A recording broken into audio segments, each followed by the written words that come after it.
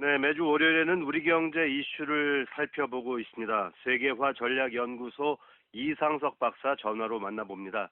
네, 이상석 박사님 안녕하세요. 네, 안녕하십니까. 예, 오늘은 어떤 경제 이슈를 좀 짚어볼까요? 네, 자, 2020년 상반기, 코로나19로 인해서 각 국가들의 그런 경기 부양책이 쏟아졌습니다. 네, 절대절명의 위기 상황에서 그나마 최악의 상황을 막아내는 결과를 얻어낼 수 있었다, 이렇게 결론 질 수 있을 텐데요. 네네, 7월에 이제 들어서면서 발표되는 국내 또는 해외 경기 지표들 중에서 상당수가 이 시장에서 예상했던 결과치를 웃돌면서 어쨌든 안도의 한숨을 내쉬게 됐습니다. 예, 자, 하지만 이 코로나가 장기화의 침체 국면에 이제 접어들게 되면서요. 3분기에 대한 걱정스러운 결과가 지금부터 좀 예견이 되고 있는 그런 상황인데요. 네, 자, 이 문제점들에 대해서 좀 얘기를 나눠보도록 하겠습니다. 예, 예, 알겠습니다. 어쨌든 코로나19 상황에도 불구하고 그 미국의 지난 2분기 경제 실적이 최악은 아니었다는 평이 많았는데요. 그렇죠. 덕분에 주식시장도 상승 분위기를 이어갔고요. 네, 그렇습니다. 자, 지난 4월에 이 뉴욕주를 중심으로 해서 코로나19가 대확산이 되니까 미국 정부가 소비 침체 사전에 막기 위해서 아주 발빠른 조치로 이 헬리콥터 위에서 흔히 돈을 뿌린다 이렇게 얘기를 하는 헬리콥터 머니를 통해서 민간 소비층 경기 부양에 아주 집중을 했었습니다. 예, 예. 대한민국 역시도 지자체 또 도별로 이 긴급재난지원금 지원하게 되면서요. 많게는 수십만 원까지 정부가 소비자의 지갑을 채워주는 그런 효과를 얻기도 했었습니다. 예, 예. 당연히 이런 돈들이 일정 기간 동안 시장에서 활용을 해야만 하는 그런 조건을 가지고 있었기 때문에 급한 대로 시장 곳곳에 이제 스며들게 됐고요. 다행스럽게도 완전히 불꽃이 꺼질 뻔했던 그런 최악의 상황은 넘겨주는 연료 역할을 했었습니다. 예, 예. 당연히 이런 소비가 기업의 실적으로 이어지게 됐고, 자, 시장에서는 예상했던 것보다는 그런 최악의 그런 성적표는 좀 피할 수 있지 않았나 이렇게 보고 있습니다. 예, 예. 정말 다행스러운 결과이긴 한데요. 네. 그런데 이 같은 식의 경기 부양이 계속적으로 이어지지는 않겠죠. 네, 그렇습니다. 벌써부터 향후 국민들이 짊어지게 될 국가 채무의 무게가 이번 코로나19 사태로 인해서 얼마나 무거워질까 이런 것들을 걱정하는 분들이 많이 생겨나고 있습니다. 네네. 자, 어느 날 갑자기 하늘에서 돈이 뚝 떨어진다면 얼마나 좋겠습니까?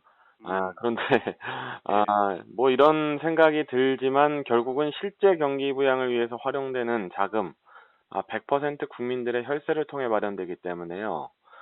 결국은 국민들에게 이 부담이 돌아오게 되는 겁니다. 네네. 때문에 긴급재난지원과 같은 대규모 경기 부양책이 자주 활용될 수는 없다는 것인데요.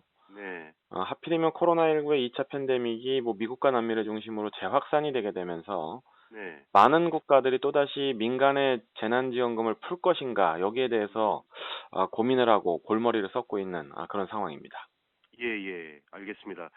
요즘 코로나19 환자가 지속적으로 나오다 보니까 네, 코로나19가 올해 안에 마무리될 수 있을지 정말 걱정이 되는 상황인데요. 저, 경제는 말할 것도 없고 음, 심리적으로도 우울해하는 사람들도 많아지고 있다고 하더라고요. 네, 그렇습니다. 자, 혹시 코로나 블루라는 말을 들어보신 적이 있으신지 모르겠습니다. 많이 듣고 있습니다. 네, 예. 요즘 화랑을 의미하지 않습니까? 그래서 네. 영단어로는 이 블루가 우울증을 대표하는 단어인데요. 그렇군요. 네, 코로나 블루라는 말이 코로나19로 인한 생겨난 우울증을 의미합니다. 안 그래도 OECD 국가들 중에서 가장 높은 자살률을 기록하고 있는 대한민국인데요. 네. 이 코로나19라는 위기 상황으로 인해서 격리라든가 여러 가지 스트레스를 받게 되면서 예. 우울증 증세가 심해져서 극단적 선택을 하는 국민들이 늘고 있는 그런 상황입니다. 네네. 굉장히 놀라운 수치인데요. 2018년을 기준으로 하루에 37.5명이 극단적인 선택을 했다 이렇게 나왔고요. 네. 올해는 경기 침체, 또 실직, 격리 등을 통해서 이 환경적 요인에 의해서 우울감을 가진 국민들이 더 많기 때문에 이 수치가 더 올라가지 않을까 이렇게 봅니다. 자, 어쨌든 이런 우울한 분위기, 어쩔 수 없이 올해 말까지는 계속적으로 좀 진행될 가능성이 매우 높아 보이는데요. 예예. 아메리카 대륙을 중심으로 해서 이 코로나19의 기세가 전혀 누그러들지 않고 있다. 또한 네. 뭐 하루하루 이 일일 최다 확진자 수가 경신되고 있다 이런 점들을 봤을 때는 팬데믹의 정점조차 예측이 불가능한 상황이다 이렇게 보고 있습니다. 걱정이네요. 예. 네.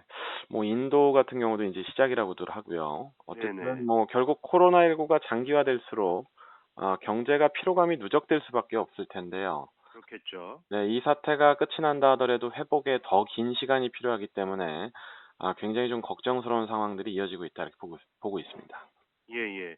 뭐 이제는 진짜 이대로 코로나19 사태를 안고 가는 경제를 생각할 수밖에 없는 그런 상황이 된 것 같아요. 맞습니다. 자, 얼마 전까지만 하더라도 이 코로나19 사태 이후를 대비한다 이런 얘기에서 포스트 코로나 이런 말들 많이 들으셨는데요. 그렇죠. 예. 네, 최근에는 이거 언제 끝날지도 모르겠다.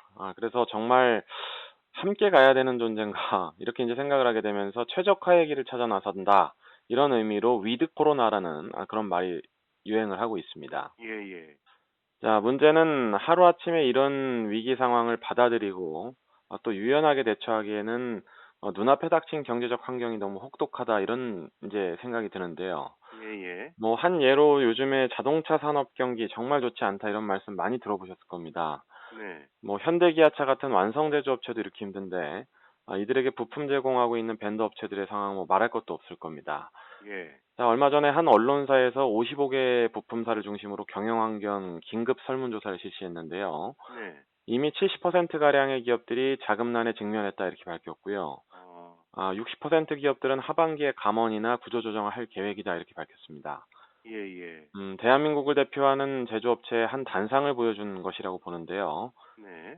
세계 경제라고 하는 호수로부터 물을 길어와서 이 농사를 짓고 있는 대한민국 경제 구조로 봤을 때는 차 산업 외에도 뭐 다양한 수출 산업 전반에 있어서 이런 어려움이 존재하지 않을까 이렇게 보고 있습니다. 네. 정말 걱정인데요. 네. 뭐 기업들 외에도 영세 자영업자들 역시 너무 큰 어려움을 지금 겪고 있지 않습니까? 네, 맞습니다. 최저임금에 대한 충격도 있었고요. 자, 어쨌든 지난 3, 4월에 겪었던 소비 절벽 정도는 아닌데, 그래도 이전 수준으로 소비가 회복될 가능성은 적어 보입니다. 네. 최근에 이 대형 유통업체들이 육고기 사재기 현상으로 인해서 중소자영업체들이 부담해야 되는 육고기 가격이 계속 오르고 있고, 예. 도 크게 줄어드는 그런 상황이 이제 발생하면서 자영업자들이 큰 이중고에 시달리고 있습니다. 네. 자, 아마 이런 사태가 올해 말까지 계속되게 된다면 뭐 대출이라든가 정부 지원으로 간간히 버티고 있는 자영업자들 하나둘씩 포기하는 그런 상황이 나오지 않을까 이렇게 보는데요.